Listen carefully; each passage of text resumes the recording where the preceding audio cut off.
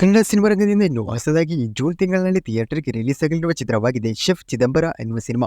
ಅನಿರುದ್ಧ್ ಜಟ್ಕರ್ ಸಿನಿಮಾವನ್ನು ನಿರ್ದೇಶನ ಮಾಡಿದ್ದು, ಇದೀಗ ಸಿನಿಮಾ ತಂಡವು ಸಿನಿಮಾದ ಒಫಿಷಿಯಲ್ ಟ್ರೈಲರ್ ಅನ್ನು ನಾಡಿದ್ದು ಜೂನ್ 1ಕ್ಕೆ ರಿಲೀಸ್ ಮಾಡುವುದಾಗಿ ಕನ್ಫರ್ಮ್ ಮಾಡಿದ್ದಾರೆ. ಚಿತ್ರವು ಜೂನ್ ತಿಂಗಳಿನಲ್ಲಿ ಥಿಯೇಟರ್ಗೆ ರಿಲೀಸ್ ಆಗ್ತಾ ಇದ್ದು, ಚಿತ್ರವನ್ನು ಕರ್ನಾಟಕದಾದ್ಯಂತ KRG ಸ್ಟುಡಿಯೋಸ್ ಅವರು ವಿತರಣೆ ಮಾಡುತ್ತಿದ್ದಾರೆ. ನಿಧಿ ಸುಬ್ಬಯ್ಯ ರಾಚಲ್ ಡೇವಿಡ್ ಸಿನಿಮಾದಲ್ಲಿ ಪ್ರಮುಖ ಪಾತ್ರದಲ್ಲೂ ಕೂಡ ನಟಿಸಿದ್ದಾರೆ.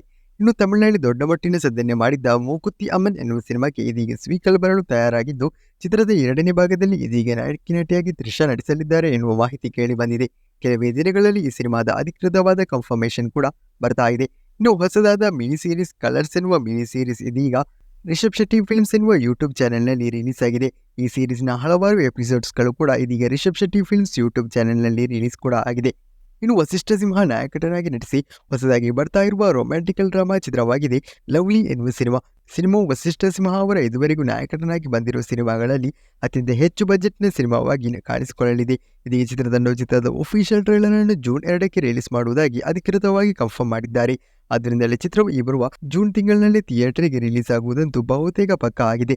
ಇನ್ನು ಮಲಯಾಳಂ ನಟ ದುಲ್ಕರ್ ಸಲ್ಮಾನ್ ಅವರ ಸೀತಾರಾಮಂ ಎನ್ನುವ ಸಿನಿಮಾದ ದೊಡ್ಡ ಮಟ್ಟಿನ ಸಕ್ಸಸ್ನ ಬಳಿಕ ಅವರ ಹೊಸದಾಗಿ ಬರ್ತಾ ಇರುವ ಮತ್ತೊಂದು ತೆಲುಗು ಚಿತ್ರವಾಗಿದೆ ಲಕ್ಕಿ ಭಾಸ್ಕರ್ ಎನ್ನುವ ಸಿನಿಮಾವನ್ನು ಸೆಪ್ಟೆಂಬರ್ 27ಕ್ಕೆ ಥಿಯೇಟರ್ಗೆ ರಿಲೀಸ್ ಮಾಡುವುದಾಗಿ ಸಿನಿಮಾ ತಂಡವು ಇದೀಗ ಅಧಿಕೃತವಾಗಿ ಘೋಷಣೆ ಮಾಡಿದ್ದಾರೆ. ಇನ್ನು ರವಿಚಂದ್ರನ್ ಅವರ ಹುಟ್ಟುಹಬ್ಬದ ಪ್ರಯುಕ್ತ ಅವರ ಹೊಸೊಂದು ಸಿನಿಮಾದ ಒಫಿಷಿಯಲ್ ಅನೌನ್ಸ್ಮೆಂಟ್ ಇದೀಗ ನಡೆದಿದ್ದು, ಅನೀಸ್ ನಿರ್ದೇಶನದ ಗೌರಿಶಂಕರ್ ಎನ್ನುವ ಸಿನಿಮಾದ ಹೊಸೊಂದು ಪೋಸ್ಟರ್ ಅನ್ನು ಕೂಡ ಬರ್ತ್ಡೇ ಟೀಸರ್ ಅನ್ನು ಇದೀಗ ರವಿಚಂದ್ರನ್ ಅವರದ್ದನ್ನು ಸಿನಿಮಾ ತಂಡವು ರಿಲೀಸ್ ಮಾಡಿದ್ದಾರೆ. ಇನ್ನು ವಿನೋದ್ ಪ್ರಭುಕರ್ ಪ್ರಮುಖ ಪಾತ್ರದಲ್ಲಿ ಕಾಣಿಸಿಕೊಂಡು ಹೊಸದಾಗಿ ಬರ್ತಾ ಇರುವ ನೆಲ್ಸನ್ ಎನ್ನುವ ಸಿನಿಮಾದಲ್ಲಿ ಪ್ರಮುಖ ಪಾತ್ರದಲ್ಲಿ ರವಿಚಂದ್ರನ್ ನಟಿಸಲಿದ್ದಾರೆ ಎನ್ನುವುದನ್ನು ಸಿನಿಮಾ ತಂಡವು ಅಧಿಕೃತವಾಗಿ ಕನ್ಫರ್ಮ್ ಮಾಡಿದ್ದಾರೆ. ಸಿನಿಮಾದ ಪೋಸ್ಟರ್ಗಳು ದೊಡ್ಡ ಮಟ್ಟಿನ ಸದ್ದನ್ನೇ ಈ ಹಿಂದೆ ಮಾಡಿತ್ತು.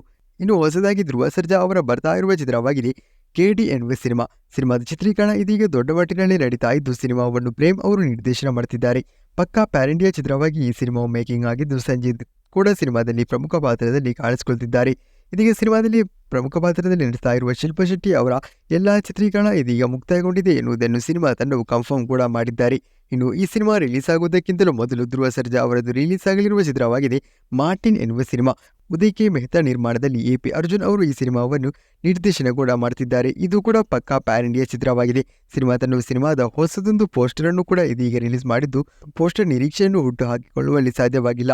ಇನ್ನು ಕನ್ನಡ ಸಿನಿಮಾ ರಂಗದಿಂದ ಬರ್ತಾ ಇರುವ ಸಿನಿಮಾಗಳಲ್ಲಿ ಅತ್ಯಂತ ನಿರೀಕ್ಷೆ ಇರುವ ಸಿನಿಮಾ ಅಂದರೆ ಅದು ಕಾಂತಾರ ಚಾಪ್ಟರ್ 1 ಎನ್ನುವ ಸಿನಿಮಾ. ರಿಷಬ್ ಶೆಟ್ಟಿ ನಿರ್ದೇಶನದ ಕಾಂತಾರ ಸಿನಿಮಾವು ಥಿಯೇಟರ್ಗಳಲ್ಲಿ ದೊಡ್ಡ ಮಟ್ಟಿನ ಸಕ್ಸಸ್ನ ಬಳಿಕ ಇದೀಗ ಈ ಸಿನಿಮಾದ 2ನೇ ಭಾಗ ಬರ್ತಾ ಇದ್ದು, ಬರೋಬ್ಬರಿ 100 ಕೋಟಿ ಬಜೆಟ್ನಲ್ಲಿ ಸಿನಿಮಾವು ತಯಾರಾಗ್ತಾ ಇದೆ. ಈಗಾಗಲೇ ಸಿನಿಮಾದ ಚಿತ್ರೀಕರಣ ಆರಂಭವಾಗಿದೆ ಕೂಡ. ಸಿನಿಮಾದಲ್ಲಿ ಪ್ರಮುಖ ಪಾತ್ರದಲ್ಲಿ ಇದೀಗ ಮಲಯಾಳಂ ನಟ ಜಯರಾಮ್ ಕಾಣಿಸಿಕೊಳ್ಳಲಿದ್ದಾರೆ. ಈ ಹಿಂದೆ ಶಿವಣ್ಣನವರ ಘೋಷ್ ಎನ್ನುವ ಸಿನಿಮಾದಲ್ಲಿ ನಟಿಸಿರುವ ಜಯರಾಮ್ ಅವರ 2ನೇ ಕನ್ನಡ ಸಿನಿಮಾ ಇದಾಗಿದ್ದು, ಇದೀಗ ಚಿತ್ರದ ಚಿತ್ರೀಕರಣಕ್ಕೆ ಜಯರಾಮ್ ಅವರು ಜಾಯಿನ್ ಕೂಡ ಆಗಿದ್ದಾರೆ. ಇನ್ನು ಮಲಯಾಳಂ ಸ್ಟಾರ್ ನಟ ಮೋಹನ್ಲಾಲ್ ಅವರನ್ನು ಕೂಡ ಸಿನಿಮಾ ತಂಡವು ಈಗಾಗಲೇ ಅಪ್ರೋಚ್ ಮಾಡಿದ್ದು, ಅವರು ಸಿನಿಮಾದಲ್ಲಿ ನಡೆಸ್ತಾರಾ ಇಲ್ವಾ ಎನ್ನುವುದರ ಅಪ್ಡೇಟ್ ಇದುವರೆಗೂ ಕನ್ಫರ್ಮ್ ಆಗಿಲ್ಲ. ಇನ್ನು ಕನ್ನಡ ಸಿನಿಮಾ ರಂಗದಲ್ಲಿ ನಿರೀಕ್ಷೆಯಿಂದ ಕಾಯ್ತಾ ಇರುವ ಸಿನಿಮಾದಲ್ಲೊಂದಾಗಿದೆ ಕೆಂಪೇಗೌಡ ಅವರ ಜೀವನಾಧಾರಿತವಾಗಿ ತಯಾರಾಗ್ತಾ ಇರುವ ಸಿನಿಮಾ. ಈಗಾಗಲೇ ಈ ಸಿನಿಮಾವನ್ನು ನಾಗಭರಣ ಅವರು ಘೋಷಣೆ ಮಾಡಿದ್ರು.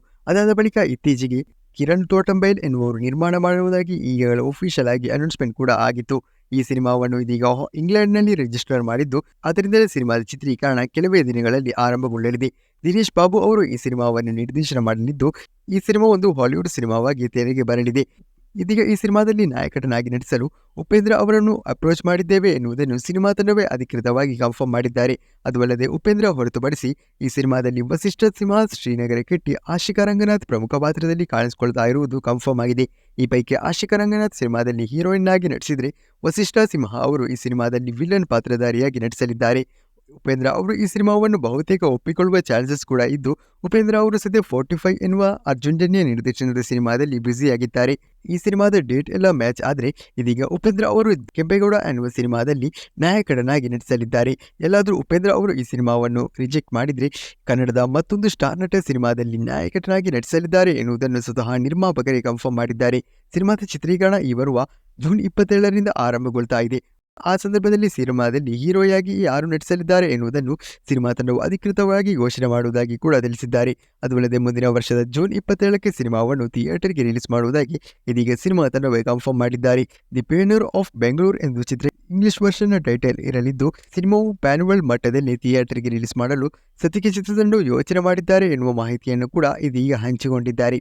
ಇನ್ನು ಡೋಲ್ ಧನಂಜಯ್ ಅವರ ಹೊಸದಾಗಿ ಬರ್ತಾ ಇರುವ ಕೋಟಿ ಎನ್ನುವ ಸಿನಿಮಾವು ಜೂನ್ 14ಕ್ಕೆ ಥಿಯೇಟರ್ಗೆ ರಿಲೀಸ್ ಆಗ್ತಾ ಇದ್ದು, ಆ ಚಿತ್ರ ರಿಲೀಸ್ ಆದ ಬಳಿಕ ಅವರ ಹೊಸದಾಗಿ ಥಿಯೇಟರ್ಗೆ ರಿಲೀಸ್ ಆಗಲಿರುವ ಚಿತ್ರವಾಗಿದೆ ಉತ್ತರಾಖಂಡ ಎನ್ನುವ ಸಿನಿಮಾ. ಸಿನಿಮಾದಲ್ಲಿ ಶಿವಣ್ಣ ಕೂಡ ಪ್ರಮುಖ ಪಾತ್ರದಲ್ಲಿ ಕಾಣಿಸಿಕೊಳ್ತಾ ಇದ್ದು, ಚಿತ್ರವು ಕೂಡ ಒಂದು ಪಕ್ಕಾ ಪ್ಯಾನ್ ಇಂಡಿಯಾ ಚಿತ್ರವಾಗಿದೆ. ಸಿನಿಮಾದ ಚಿತ್ರೀಕರಣ ಇದೀಗ ಭರದಿಂದಲೇ ಸಾಗ್ತಾ ಇದ್ದು, ತಮಿಳು ನಟಿ ಐಶ್ವರ್ಯ ರಾಜೇಶ್ ಸಿನಿಮಾದಲ್ಲಿ ನಾಯಕ ನಟಿಯಾಗಿ ಕೂಡ ಕಾಣಿಸಿಕೊಳ್ತಿದ್ದಾರೆ.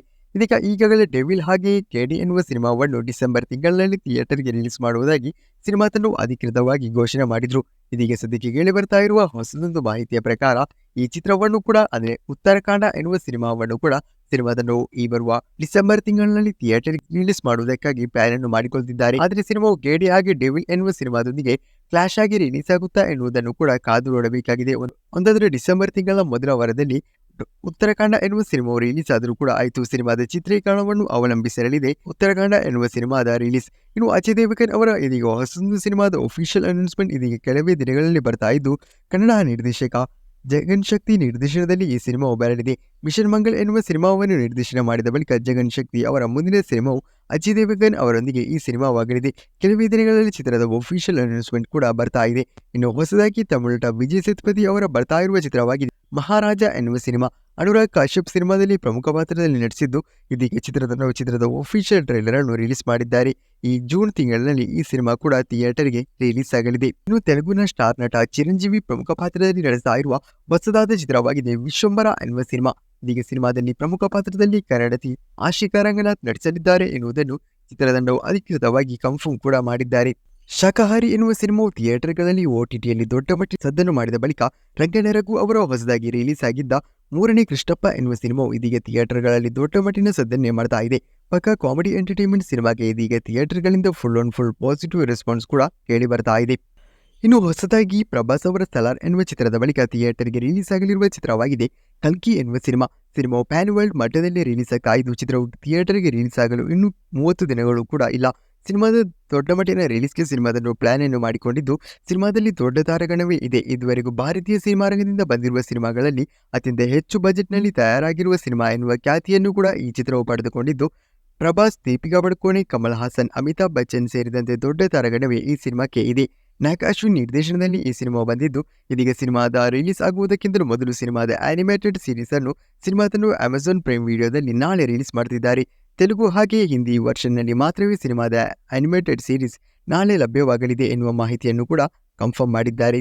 ಈ ವರ್ಷದ ಬಾಲಿವುಡ್ನ ಅತಿದೊಡ್ಡ ಫ್ಲಾಪ್ ಸಿನಿಮಾ ಬಡೆ ಮಿಯಾನ್ ಚೋಟೆ ಮಿಯಾನ್ ಎನ್ನುವ ಸಿನಿಮಾವು ಇದೀಗ OTT ರಿಲೀಸ್ಗೆ ಸಜ್ಜನ್ನುಗೊಂಡಿದೆ. ಈ ಬರುವ ಜೂನ್ 6ಕ್ಕೆ ಈ ಸಿನಿಮಾವು ನೆಟ್ಫ್ಲಿಕ್ಸ್ನಲ್ಲಿ OTT ರಿಲೀಸ್ ನಡೆಸಲಿದೆ. ಸಿನಿಮಾವು OTTಯಲ್ಲಿ ಹಿಂದಿ, ತೆಲುಗು, ತಮಿಳು ಭಾಷೆಯಲ್ಲಿ ಮಾತ್ರವೇ ರಿಲೀಸ್ ಆಗಲಿದೆ. ಚಿತ್ರವು ಥಿಯೇಟರ್ಗೆ ರಿಲೀಸ್ ಆಗುವ ವೇಳೆಗೆ ಕನ್ನಡದಲ್ಲೂ ಕೂಡ ರಿಲೀಸ್ ಆಗಿತ್ತು.